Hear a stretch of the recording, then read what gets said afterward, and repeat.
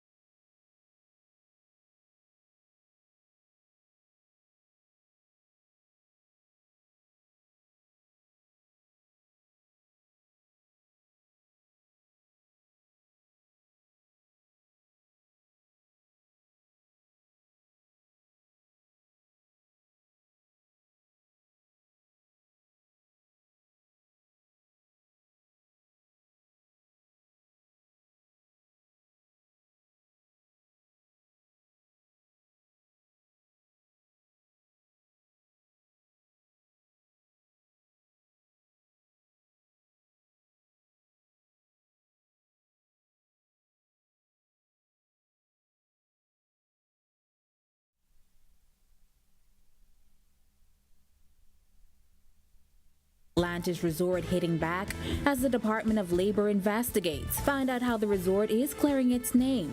But first, the sister and son of the woman found in the South Beach Canal last month remembering her life. I was to work and I heard that they found a body in the South Beach Canals. I looked at my coworker, I was like, oh my gosh, That's my sister. The story straight ahead on Our News. Plus, a noted structure in the city of Freeport is gone. The Tory gate that was a part of the International Bazaar's original landscape has been torn down. And then in Our News at 7:30, more progress on the redevelopment of the Grand Bahama International Airport. Our Megan Shepherd has the exclusive interview with a key partner in the mega project. Our News Live at 7 starts right now.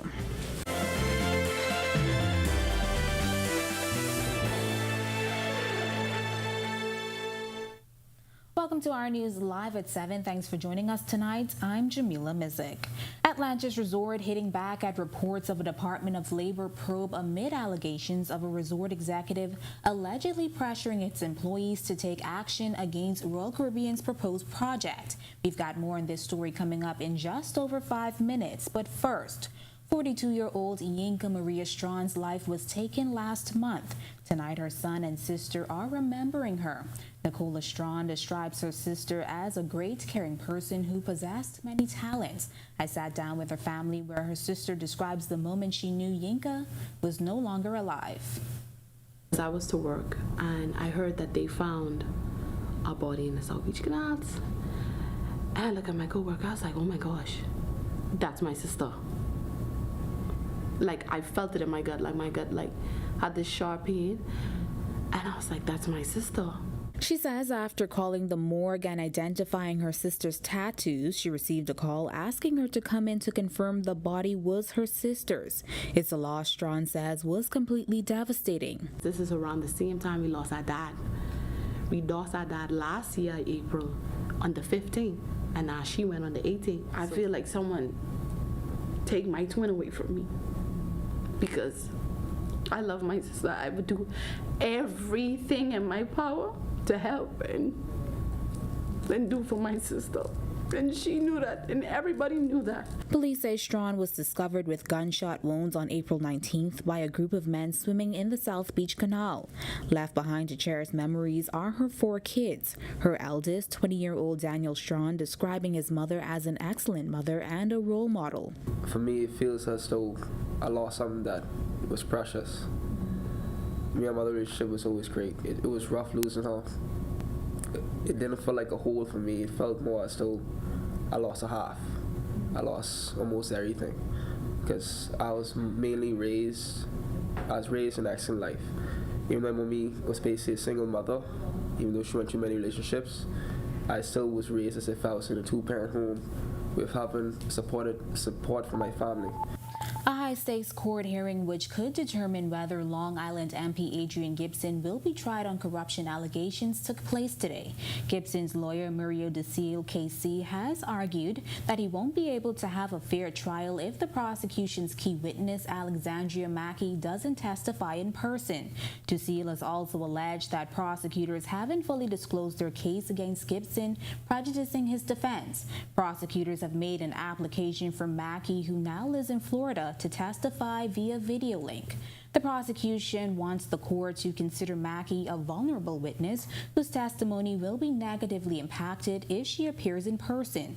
Additionally, Mackey is reportedly unable to travel as she awaits a determination on her application for residency. Acting DPP Cordell Frazier described the application as an abusive process as there has been no breach of his constitutional rights. Gibson and 5 others are charged with alleged corruption during his tenure as the executive chairman under the Free National Movement administration. In other news, Central and South Abaco Member of Parliament John Pinder III says Abaconians were disappointed in the Supreme Court ruling that only allows for the demolition of 2 shantytown structures. Pinder says the issue remains a concern, but insisted will not deter them. Firstly, it is still a major concern of issue for the Abaconians as a whole. We are disappointed at the ruling.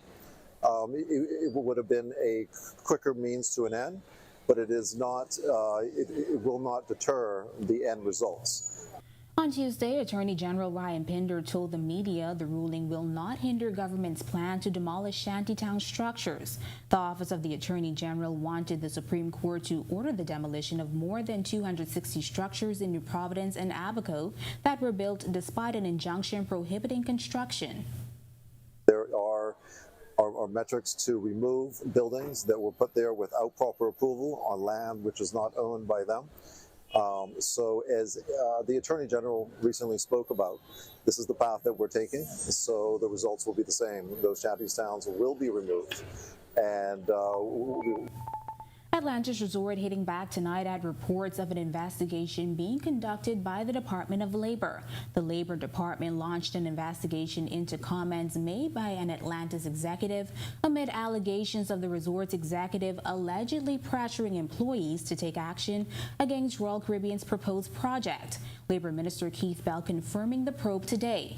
The resort statement reads that Atlantis has never opposed or pressured its team members to oppose Royal Caribbean's proposed Paradise Island project, adding that their sole focus is to ensure that Royal Caribbean's development undergoes environmental due diligence and that the natural beauty of Paradise Island and the vitality of the Bahamas remains protected.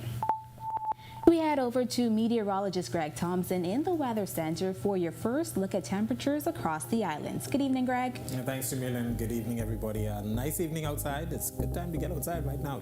Pretty nice. Temperature 81 degrees with a few clouds. Your winds out of the northeast at 10 miles per hour, and your feels like temperature is at 80 degrees. Temperatures around the islands right now, it's 81 in Freeport, 79 in Marsh Harbor, Abaco, as well as in Governor's Harbor. We pick up 83 in Allenstown, Bimini, 80 in Nichols, San Andreas, and in Great Harbor Key. Central Bahamas, 82 in Kemps Bay, 80 in Arthurstown, Cat Island, a pair of 81s in Georgetown, Exuma, and in Deadman's Key. Cooktown, San Salvador, you guys, 77. You look like you have some showers nearby. And into the southeast Bahamas, 83 in Duncantown, Ragged Island, 81 in Colonel Hill, Cricket Island, Delectable Bay, and in Abrams Bay, 82. Providenciales, also 82. Matthewtown, Inagua, you are the warm spot at 84. Satellite view, quiet around our area. That high pressure ridge is still in charge. We have some moisture just lingering just to the east of the central and southeast Bahamas, and some big thunderstorms across Cuba. Some of that cloud mass will move across us, but it's going to remain quiet tonight through tomorrow before a frontal boundary gets in here sometime by the weekend. That's your first look at weather. Stick with us and look at the extended forecast. Still to come on our news, draft legislation for the establishment of a cannabis industry almost complete. The Health and Wellness Minister shares the next steps. Plus, tidying up. In tonight's Work in Progress segment, find out the latest on the Village Road Improvement Project. And later, a well-known landmark in the city of Freeport is gone. The popular structure known as the Gateway to the International Bazaar. That's coming up when our news returns. Oh, it's your thing. Do what you want to do. It's your thing. Do what you want to do. Oh, it's your thing. Do what you want to do. Shareholders are very happy. Oh, it's your thing. Do what you want to do.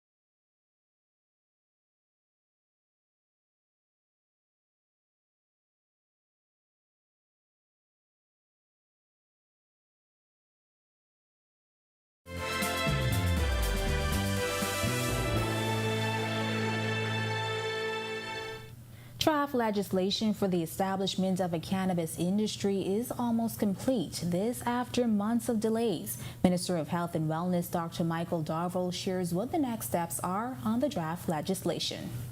Me and the Attorney General have been working on the cannabis legislation and the compendium of bills that is associated with the legislation for the last few months. The bills are now presently back at my ministry after recommendations were made. We have a few more meetings, and once those meetings are completed, we will definitely have a final meeting with the AG's office, and then those particular bills will be moving on to Cabinet for approval for them to be laid so that we can go into a consultation. Attorney General Ryan Pinder has said the draft legislation was handed over to the Ministry of Health last month because of the medicinal implications.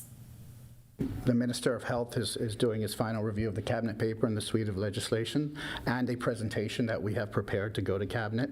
And as soon as he signs off, we'll have it on the Cabinet agenda. Do you have a timeline ready or no? Well, I'm hoping that I can speak to him today and get a sign off. I mean, it's complete from our point of view. The distinguishable structure in the city of Freeport is gone. The Tory Gate that was a part of the International Bazaar's original landscape was torn down by work crews on Wednesday morning. Our news capturing footage of the gate's remnants on the ground. The Tory Gate, which is a symbolic structure that can be found at most Japanese shrines, was heavily criticized by many Grants Bahamians several years ago. In 2020, an online petition was launched which called for the Tory Gate to be removed. The petition received over 3,000 signatures that year. While major work on the Village Road project has been completed, officials are now moving to finish lighter work. In this edition of Work in Progress, Berthany McDermott tells us the process.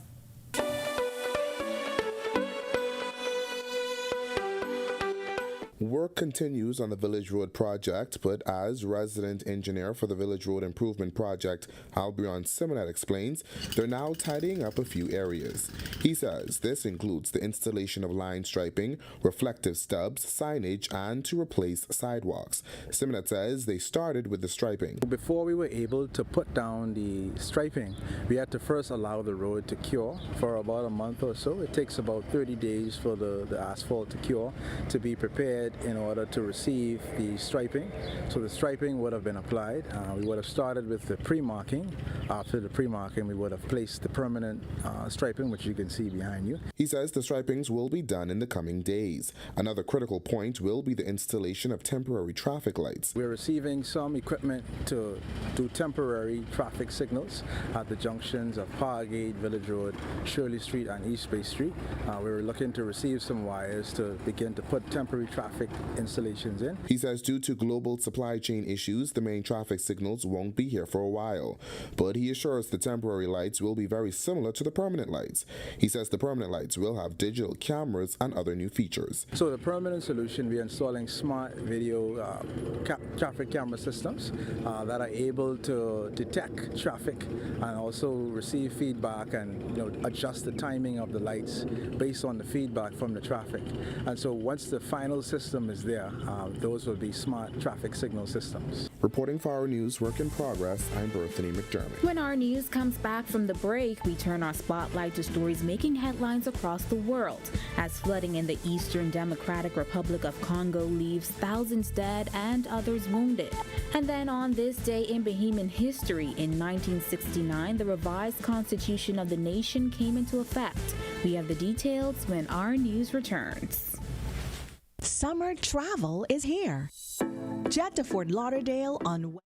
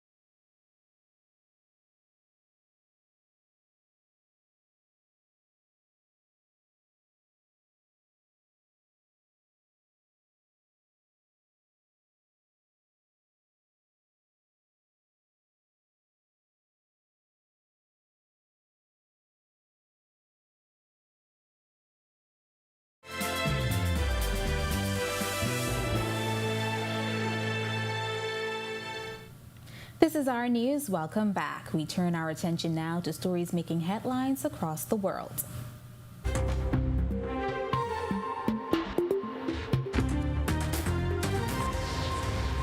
The death toll from flooding in the Eastern Democratic Republic of Congo is creeping higher as aid workers found more bodies among the muddy devastation, and wounded residents succumbed to their injuries in an under-equipped local clinic. The floods in a remote mountainous area ripped through riverside villages 5 days ago, razing houses, destroying crops, and killing more than 400 people, the deadliest natural disaster in Congo's recent history. The Red Cross believes that over 8,000 people are in need of assistance. Aid efforts have been hobbled by a lack of access and resources. More than 5,500 people are still unaccounted for. American jurors have decided former U.S. President Donald Trump sexually abused writer E. Jean Carroll and awarded her $5 million in damages. The former U.S. president, campaigning to retake the White House in 2024, will appeal, said his spokesman. Trump will not have to pay so long as the case is on appeal.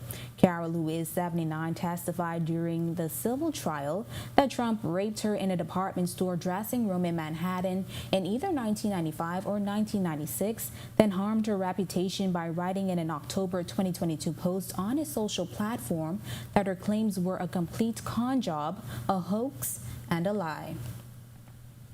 In other news, New York Congressman George Santos, who lied about his background during his 2022 election campaign, turned himself in at a court Wednesday after federal criminal charges were filed against him. His legal troubles mounted after the freshman Republican congressman admitted he had lied about parts of his resume. Dozens of Republican leaders urged Santos to step down. The 13-count indictment was unsealed, with 7 counts of wire fraud, 3 counts of money laundering, 1 count of theft of public funds, and 2 counts of making materially false statements to the House of Representatives. George, are you finally bringing legitimacy to this process? We're serious. Are you finally bringing legitimacy to this process, George? Can you talk to us about your volleyball career? Just tell us why you felt it was important to show up. Have you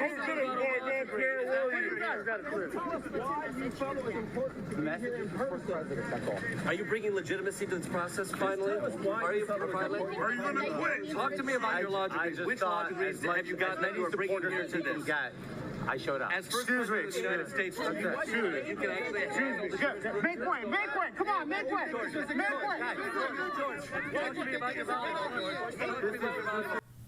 Meanwhile, a passenger on a Caribbean cruise has been arrested after a hidden camera with video of dozens of people, including children, was found in a public restroom.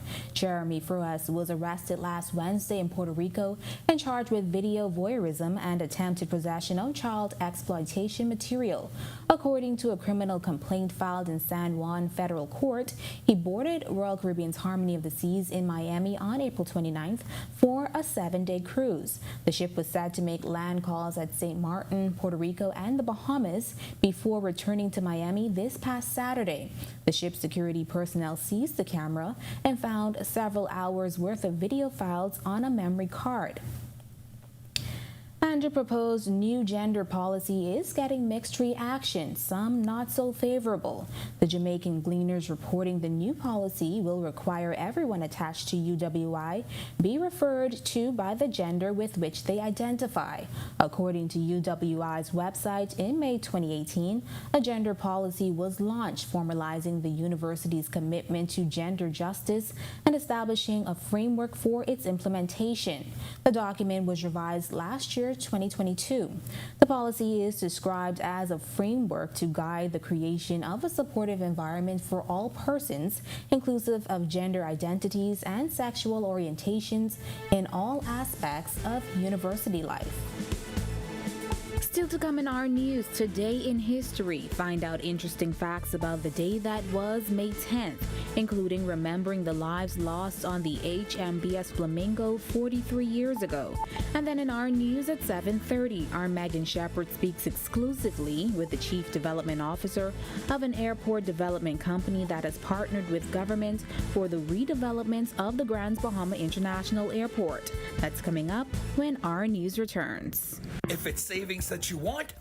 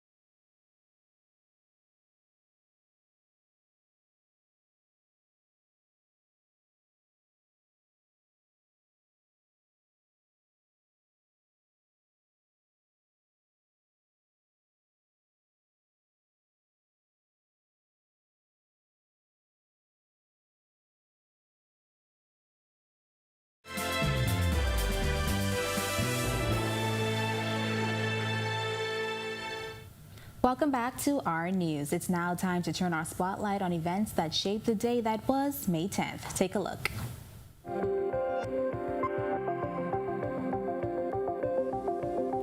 On this day in Bahamian history, in 1969, the revised Constitution of the nation came into effect.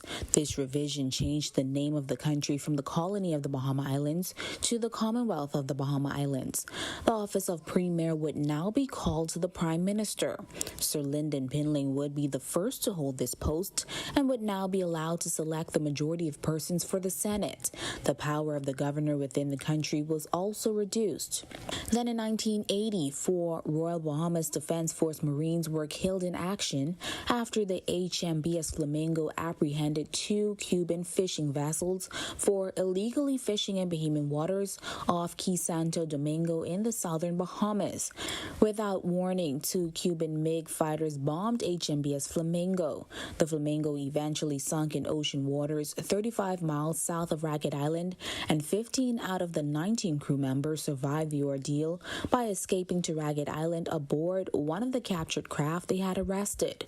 Missing in action and presumed dead were able seaman Fenric Sturrock and Marine seaman Austin Smith, David Tucker, and Edward Williams. Then in 2012, then Prime Minister Perry Christie named 8 cabinet ministers who were all sworn in at Government House. At the time, he named Dr. Bernard Nordage, Minister of National Security, and Alison Maynard Gibson, Attorney General. He said the appointment showed the urgency his new government attached to the issues that plague the country, including crime, the economy, and education. I am acutely conscious that some of my appointments may give rise to questions, but I am even more acutely conscious that the enormous crisis that engulfs us at this very hour on the crime front and in all areas of the economy, especially tourism, obliges me to put the urgent needs of the nation above any concern of popularity. My ministerial appointments today therefore reflect the very high premium that I have placed on prior experience and a proven track record in leading the war against crime and in leading the campaign to revive our declining fortunes in tourism. I need ministers who can hit the ground running. Fast forward to 5 years later, and in May 2017, general elections were held in the Commonwealth of the Bahamas. In the election, 39 seats were contested by 5 parties and independent candidates. The 2 main parties contesting the elections were the incumbent Progressive Liberal Party and the Free National Movement. The other parties contesting were the Democratic National Alliance, the Bahamas Constitution Party, the Bahamas National Coalition Party, and the People's Movement.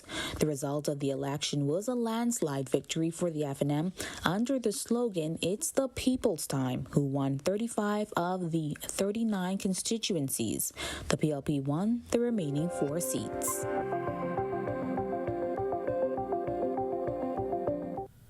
Dr. Jonathan Higgins is a board-certified cosmetic surgeon with 2 decades of surgical experience. After years of practice in the United States, the Bahamian surgeon is ready to change the game here in the Bahamas.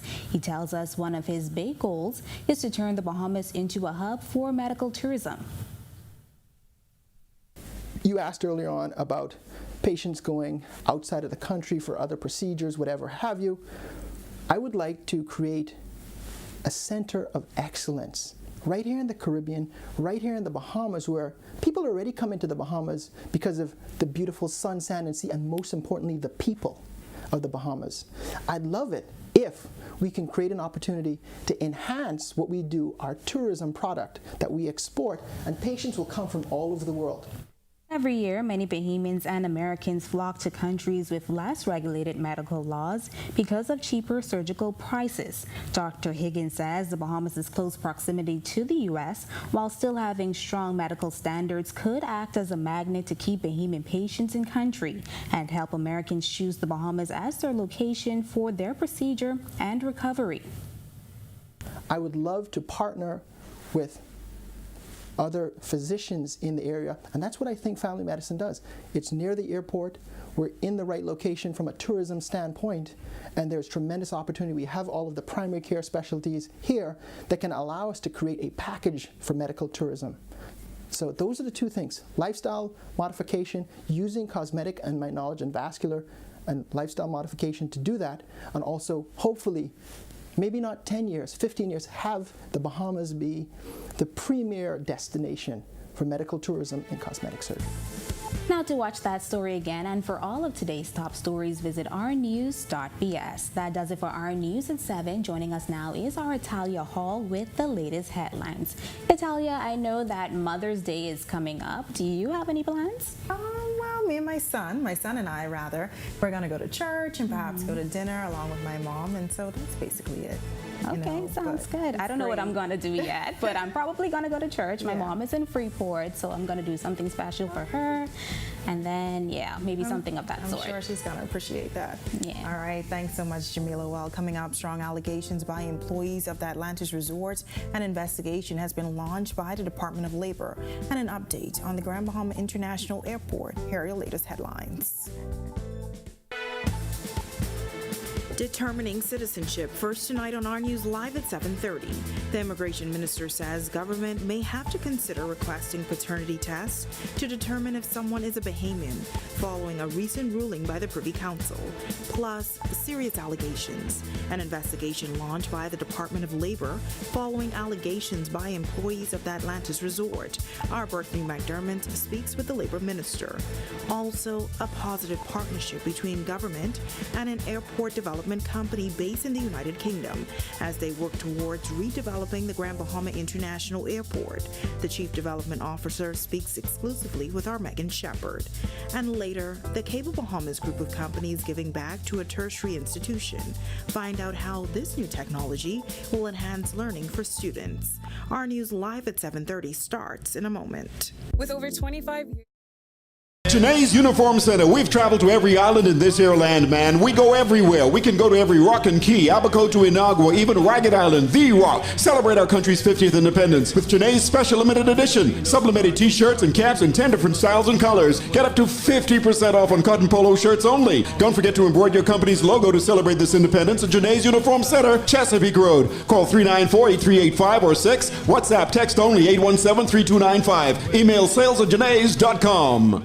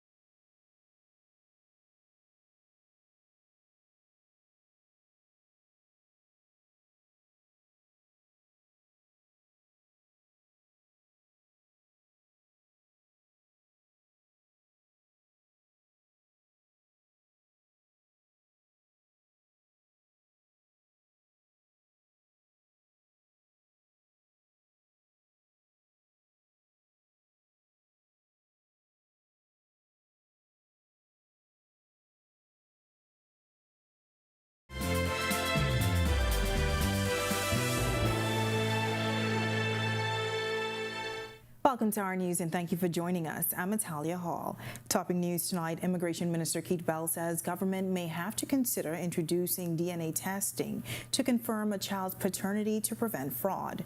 His comments followed the Privy Council ruling that children born out of wedlock to foreign women and a Bahamian man is a citizen at birth. Bell says the major issue will be those individuals seeking citizenship with an affidavit, as was the case in the recent Privy Council case. So it raises fundamental questions as to what would be our requirement in respect to, in instances where persons are born in the Bahamas and they are seeking to be registered as Bahamians on affidavit, on the strength of an affidavit. Obviously, the Office of the Attorney General, I have asked their advice on it. We have asked collectively, and the Office of the Attorney General is reviewing the law and determining what would be the best way ahead. But obviously, it appears that we may need to consider seriously DNA testing. Following the ruling, many calling it discrimination, as women can still not pass on their citizenship. But it seems National Security Minister Wayne Munro is of a different view. The article says if either of your parent, so there's no discrimination there. If you are male and it's your child and it's born in the Bahamas, the child is a Bahamian. If you're female and the child is born in the Bahamas, the child is a Bahamian. The only time where you come to discriminatory behavior is outside of the country. So if you're born outside of the country, you're a Bahamian. If your father is a Bahamian. If the parents aren't married, then you're Bahamian. If your mother is a Bahamian. The Department of Labor has launched an investigation into comments made by an Atlantis executive. It comes amid allegations of the resort's executive allegedly pressuring its employees to take action against Royal Caribbean's proposed project. Minister Bell confirming the probe. Berthany McDermott reports. Labor Minister Keith Bell says the investigation followed a number of complaints from employees at Atlantis. Let me first of all confirm that the Department of Labor is conducting an investigation. And it followed on the department receiving a number of complaints from employees at Atlantis, allegations of undue influence being placed on them in respect to statements made by a senior executive. A few weeks back, Atlantis President and Managing Director Audrey Oswell urged staff to take a stand in relation to Royal Caribbean International's proposed $100 million beach club project on Paradise Island. Bell says employees feel attempts were made to intimidate them. Undue influence, pressure, intimidated to take a particular course of action. Yeah, the complaints came following statements made by a senior vice president in respect to the Royal Caribbean investment that's about to take place or that we have approved on Paradise Island. And so a number of persons made complaints, and therefore we're looking at them to determine the authenticity of those of the complaints. Labor officers went to the resort on Tuesday. In a statement, Atlantis said it has never opposed or pressured team members to oppose Royal Caribbean's proposed Paradise Island project. It said the sole focus is to ensure that Royal Caribbean's development undergoes environmental due diligence and that the natural beauty and Paradise Island and the vitality of the Bahamas remain protected. Meanwhile, Bell says it's important to ensure employees are protected. Employers are obviously in a superior bargaining position, and we want to ensure that the scales of justice are always balanced. That is, the superior bargaining position of the employer weighed against the rights of the employee. We just want to make sure that everything remains harmonious. The employees are treated with basic decency, respect, and that all laws in respect to labor laws and employment law, all of them are abided by all employers. While saying he could not say much as the investigation continues, Bell was asked what happens if found that there was wrongdoing. If there is anything, the matter would be referred to the Office of the Attorney General for guidance. Reporting for Our News, I'm Berthany McDermott. All right, thanks, Berthany. While police in Grand Bahama are arresting a 43-year-old man from the Seahorse area for possession of dangerous drugs. Shortly after 7 p.m. on Monday, officers attached to the Drug Enforcement and Predator units executed a search warrant on a home in Seahorse Village. The officers allegedly found marijuana at the home. The drugs weighed 3.8 ounces and have a street value of $560. Police in Grand Bahama are also investigating reports of gunfire in a Grand Bahama community. Shortly after 1 a.m., police received reports of gunshots being discharged through Watlands Road. Officers responded where they recovered spent casings. Additional information revealed that an unknown vehicle was seen speeding off after the shots were heard. There were no injuries found. Or reported rather. While warm temperatures outside the Our News studios this evening as we are in the middle of the work week, meteorologist Greg Thompson is in studio with a first look at weather. Greg? Yeah, thanks, Natalia. Warm but comfortable. Temperatures are near the 80-degree mark with a few clouds. Your winds out of the northeast at 9 miles per hour, and your field side temperature is at 80 degrees. Satellite view, nothing really happening. We have some spotty showers that popped up along Andros, but high pressure remains in charge. A lot of this is high-level clouds from some thunderstorms that popped up across Cuba, but we will continue to enjoy some very nice warm temperatures, but we expect a front to get near sometime and an upper level low by the weekend. That's a quick check on conditions around the island. Stick with us to look at your extended forecast is still to come. Still to come on Our News, an exclusive update on the redevelopment of Grand Bahama's International Airport. The Chief Development Officer of the Manchester Airport Group telling our Megan Shepherd that teams will be on the ground in Grand Bahama in a matter of weeks. The full story straight ahead. And new equipment is expected to enhance the learning experience of students at the University of the Bahamas. The Cable Bahamas group of companies making the donation. And later, in just a few days, women across the world will be celebrated. A local florist sharing how orders are already pouring in as Mother's Day approaches. That story when Our News returns.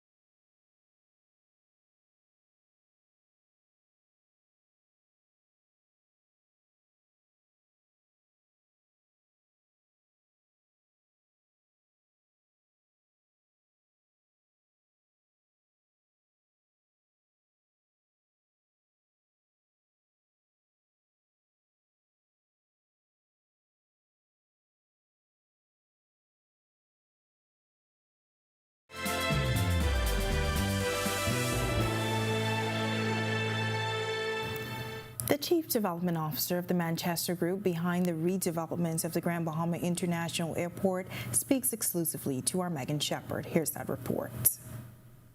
Member of Parliament and the UK's Minister for the Americas and the Caribbean, David Rutley, excited about the partnership that will result in the redevelopment of the Grand Bahama International Airport.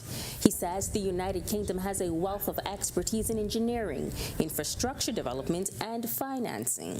It's fantastic to see that we've got Manchester Airport Group working with BHM in pulling together the new airport at the Grand Bahamas.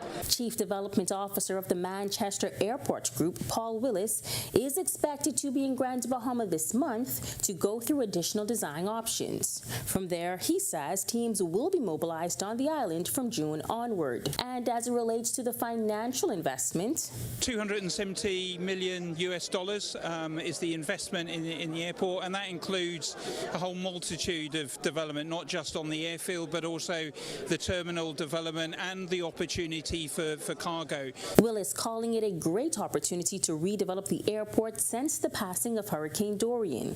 He says one of the key goals is to make it carbon neutral. We're also really interested to open up the opportunity overseas.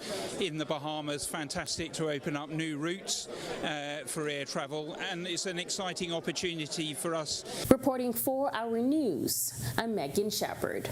All right, thanks for that exclusive report, Megan. And to see the extended version of that story, you can visit ournews.bs. Well, parliamentarians paying respect to those who lost their lives on board the HMBS Flamingo back on May 10th, 1980. Prime Minister Philip Davis moving a resolution to make May 10th a day of remembrance for those who made the sacrifice and died in the process. The resolution, which was passed in Parliament today, means all flags must be flown at half-mast.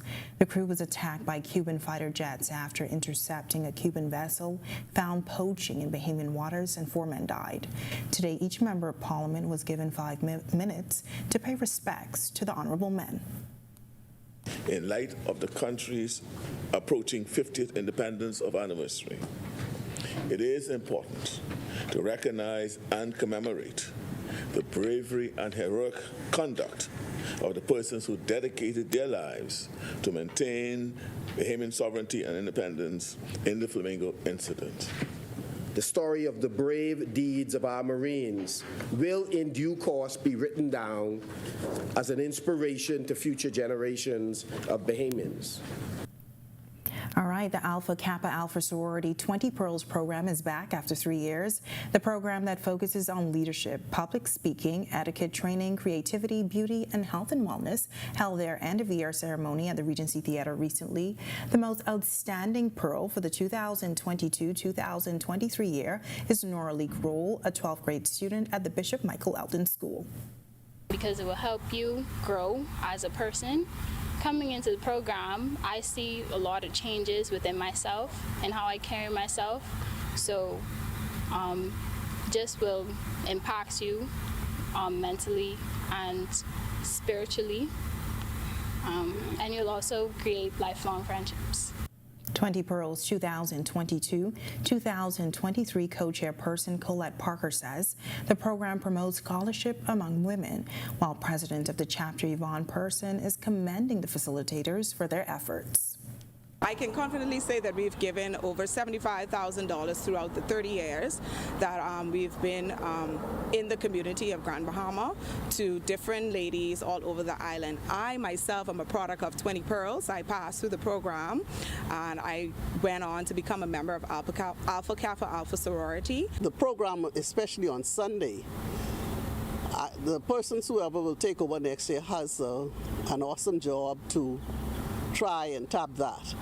And so they elevated the program and everything that 20 Pearls did this year. When Our News comes back from the break, new technology donated to the University of the Bahamas from the Cable Bahamas group of companies. Hear why CBL officials say the donation will enhance the learning experience for college students.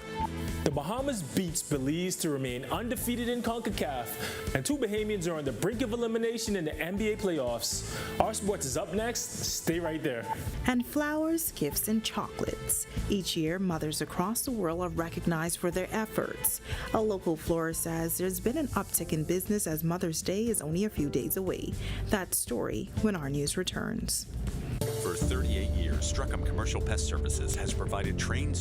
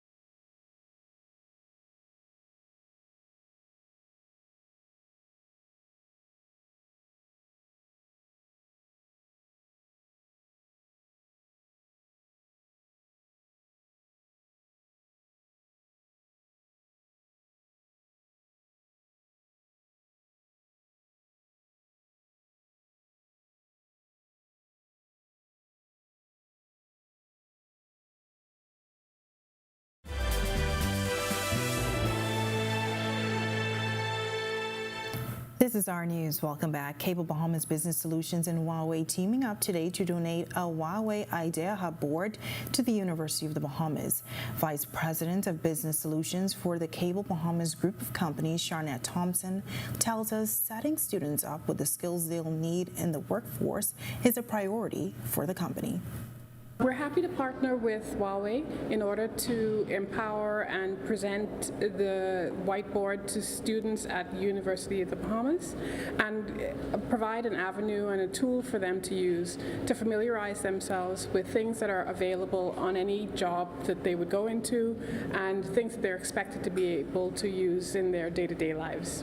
The whiteboard allows them to connect as part of a Zoom meeting, to use the internet, to use it as a whiteboard, and to use other facilities and tools that are available in technology today.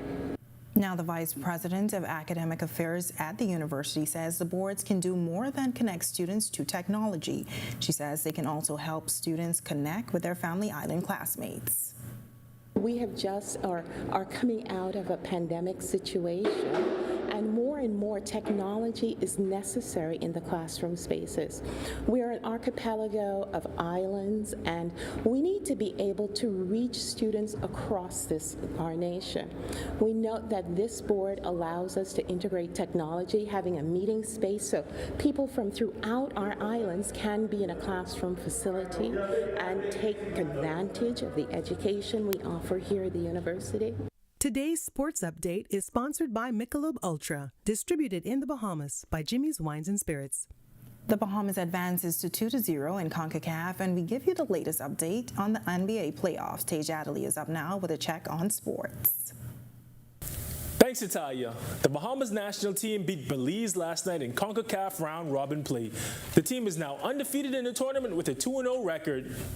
The CONCACAF Beach Soccer Cup concluded a second successful day on Tuesday night with the Bahamas coming out of it undefeated. Team 242 beat Belize 6-2 thanks for 2 goals apiece from James Thompson and Avelt Julimus. Kyle Williams and Jean-Francois also added goals to put the Bahamas over the top. Here's what James Thompson had to say about scoring his first goals of the tournament. It's a surreal experience. Definitely being able to display, one of the many things that we work on in training. One being my responsibility to score some goals. It's definitely a good feeling to know that the hard work's paying off. Despite being one of his team's leading goal scorers, Thompson is focused on the bigger picture. But that's not the important thing. The most important thing is that we won. We did what we needed to do on the field, and just focus on what's to come tomorrow. Julimus talked about bouncing back from Monday night's rough game to play in Tuesday's win. Last night was a rough start for us, and we just pushed past and slept on and focused on our mistakes, and just came out and made sure to do our job this time. Julimus had fun out there, scoring 2 goals in only 3 seconds. The first goal, the penalty, wasn't my best, but the goal is the goal, and the second one, I didn't know what happened really. I just turned around to block the shot, and I saw everybody celebrating. Moving on to some NBA action, Bahamians Klay Thompson and DeAndre Ayton are on the brink of elimination from the NBA playoffs. DeAndre Ayton's Phoenix Suns fell to 3-2 against the Denver Nuggets after a 118-102 loss last night. Ayton had one of his better games in the series, going for 14 points and 9 rebounds, but he struggled to contain Nuggets center Nikola Jokic, who had a virtuoso performance with 29 points, 13 rebounds, and 2 assists. Now the Suns are facing a potential elimination game on Thursday night. Another Bahamian, Klay Thompson, and his Golden State Warriors are also staring elimination in the face tonight in Game 5 of their series against the Los Angeles Lakers. The Warriors fell to 3-1 on Monday after losing to the Lakers 104-101. Klay Thompson had just 9 points on 6 of 11 shooting. That was your Look at Sports. I'm Tage Adderley. Still ahead on our news tonight, Mother's Day is celebrated on different days in many parts of the world. Tonight, a local florist is sharing how her business is seeing big numbers for the annual observance. And sunny conditions around the islands today as we're now in the middle of the work week. Meteorologist Greg Thompson is back with your extended weather forecast when our news returns.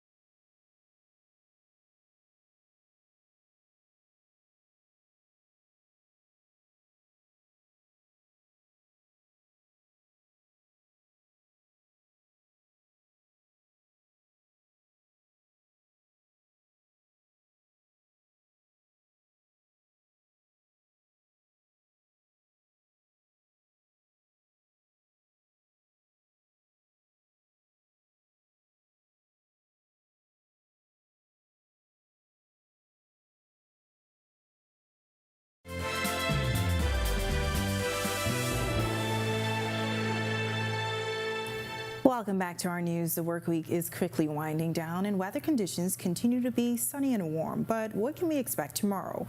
Well, Greg is back in the Weather Center with their extended weather forecast. Greg?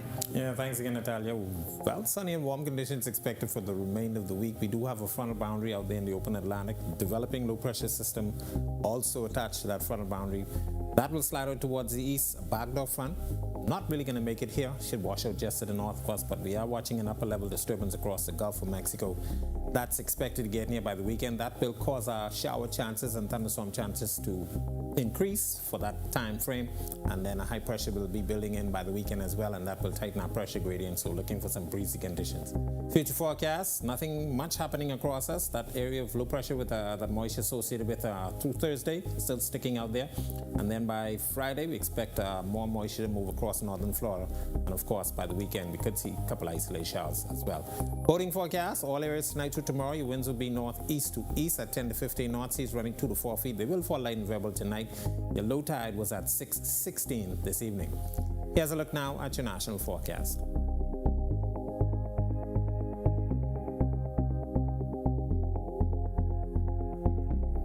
In your extended forecast, sunny and warm conditions once again tomorrow, but that upper level disturbance moving into our area by the weekend, uptick in some showers, and then by next week we expect conditions to be improving, but we could see some more showers by Tuesday, Wednesday time frame. Let's look at our weather. Back to your time. All right, Greg, that means we shouldn't be washing our cars because lots of... Okay, all right. Might want to keep them in the garage. Okay, all right. Thanks so much, Greg. Well, tonight, as we continue to highlight special ways to honor and celebrate mothers, in this report, our Megan Shepard speaks to two florists who say their clientele has been stepping up to spread the love. You've heard the saying that you should give someone their flowers while they can still smell them. And on Mother's Day, thousands of mothers across the country will be celebrated in dozens of ways. And one of the most popular ways, colorful, beautiful, fresh flowers. Owner of Lux and Love, Shaniqua Moss, and owner of Wild Seed Designs, Omar Williams, shares why it's so important to show mothers and mother figures love on this special day. I believe that mothers should always be, celebrated and appreciated because it's a job that I don't think anyone could really do. I tell people almost, especially during this time, that most of us would not have an education or have been fed if it wasn't for a woman. So most of us have some woman or some female that is, like a mother to us. They say sales are going well thus far, and mothers across New Providence are in for a treat come Sunday. So we have a lot of bouquets going out, a lot of floral crates created with, fresh flowers, wine, dipped strawberries.